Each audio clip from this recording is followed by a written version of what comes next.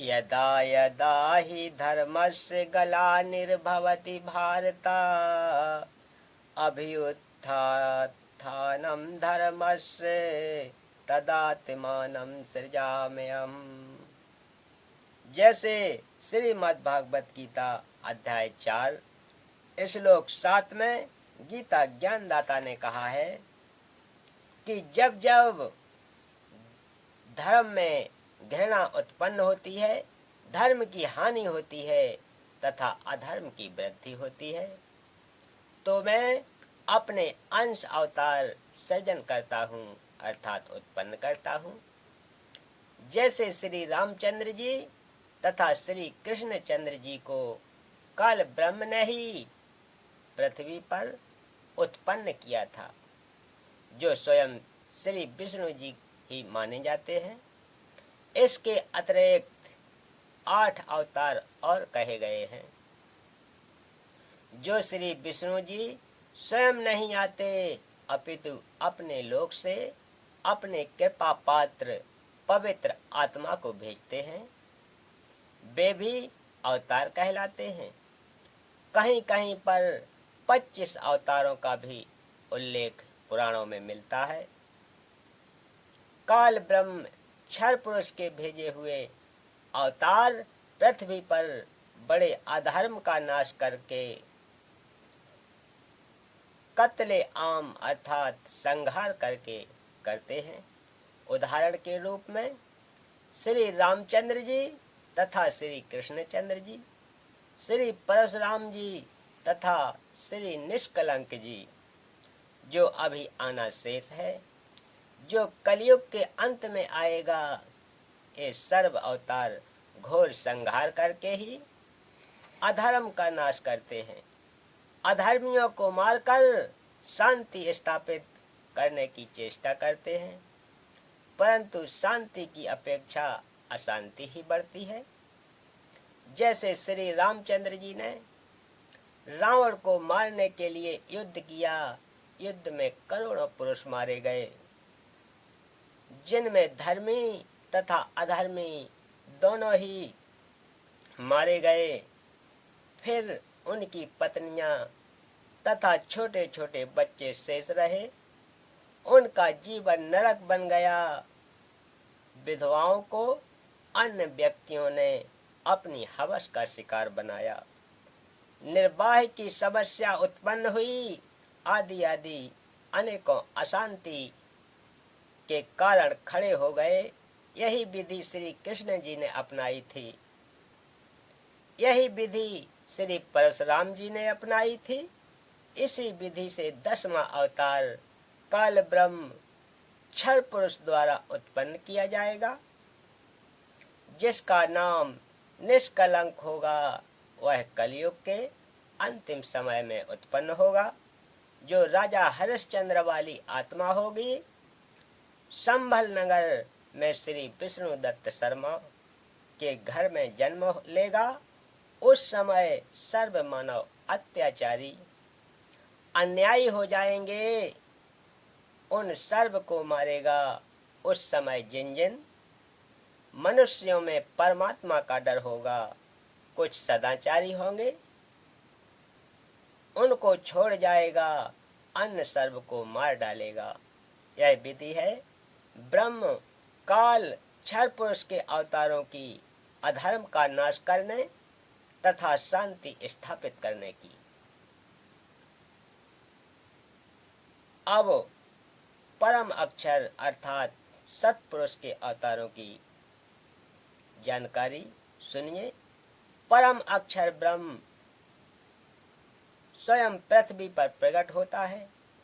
वह सशरीर आता है, सशरीर लौट जाता है। यह लीला वह परमेश्वर 2 प्रकार से करता है। प्रत्येक युग में शिशु रूप में किसी सरोवर में, कमल के फूल पर वन में प्रकट होता है। वहां से निसंतान दंपत्ति उसे उठा ले आते हैं। फिर लीला करता हुआ बड़ा होता है तथा आध्यात्मिक ज्ञान प्रचार करके अधर्म का नाश करता है।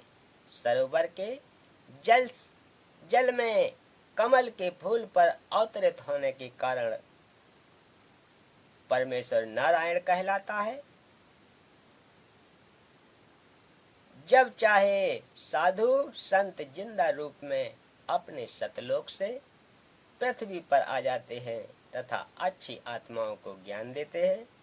फिर वे पुण्य आत्माएं भी ज्ञान प्रचार करके अधर्म का नाश करते हैं। वे भी परमेश्वर के भेजे हुए अवतार होते हैं। कलयुग में ज्येष्ठ सुदी पूर्णमासी संवत 1455 सन 1398 को कबीर परमेश्वर सतलोक से चलकर आए तथा काशी शहर के लहर तारा नामक सरोवर में कमल के फूल पर शिशु रूप में विराजमान हुए। वहां से नीरू तथा नीमा जो जुलाहा दंपत्ति थे उन्हें उठा लाए। शिशु रूपधारी परमेश्वर कबीर परमेश्वर ने 25 दिन तक कुछ भी आहार नहीं किया। नीरू तथा नीमा उसी जन्म में ब्राह्मण थे। श्री शिव जी के पुजारी थे। मुसलमानों द्वारा बलपूर्वक मुसलमान बनाए जाने के कारण जुलाहे का कार्य करके निर्वाह करते थे। बच्चे की नाजुक हालत देखकर नीमा ने अपने इष्ट शिव जी को याद किया। शिव जी साधु भेष में वहां आए तथा बालक रूप में विराजमान कबीर परमेश्वर को देखा। बालक रूप में कबीर साहब जी ने कहा कि हे शिव जी, इन्हें कहो एक कुंवारी गाय लाएं। वह गाय आपके आशीर्वाद से दूध देगी। ऐसा ही किया गया। कबीर परमेश्वर के आदेश अनुसार भगवान शिव जी ने कुंवारी गाय की कमर पर थपकी लगाई। उसी समय बछिया के थनों से दूध की धार बहने लगी। एक कोरा मिट्टी का छोटा घड़ा नीचे रखा। पात्र भर जाने पर दूध बंद हो गया। फिर प्रतिदिन पात्र थनों के नीचे करते ही बछिया के थनों से दूध निकलता। उसको परमेश्वर कबीर जी पिया करते थे।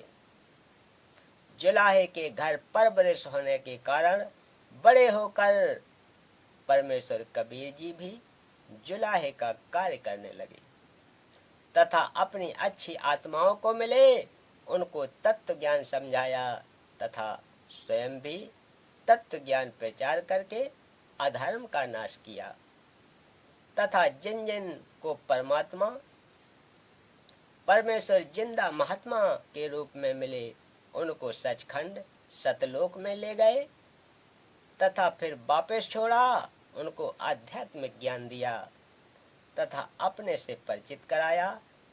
वे उस परमेश्वर सत्य पुरुष के अवतार थे। उन्होंने भी परमेश्वर से प्राप्त ज्ञान के आधार से अधर्म का नाश किया। वे अवतार कौन कौन से हुए हैं? आदरणीय धर्मदास जी, आदरणीय मलुकदास जी, आदरणीय नानक देव साहिब जी, सिख धर्म के प्रवर्तक आदरणीय दादू साहिब जी, आदरणीय गरीबदास साहिब जी, गांव छुड़ानी जिला झज्जर हरियाणा वाले तथा आदरणीय घीसादास साहिब जी, गांव खेकड़ा जिला मेरठ उत्तर प्रदेश वाले ये उपरोक्त सर्व अवतार परम अक्षर ब्रह्म सत्य पुरुष के थे। अपना कार्य करके चले गए, अधर्म का नाश किया, जिस कारण से जनता में बहुत समय तक बुराई नहीं समाई। वर्तमान में संतों की कमी नहीं परंतु शांति का नाम नहीं।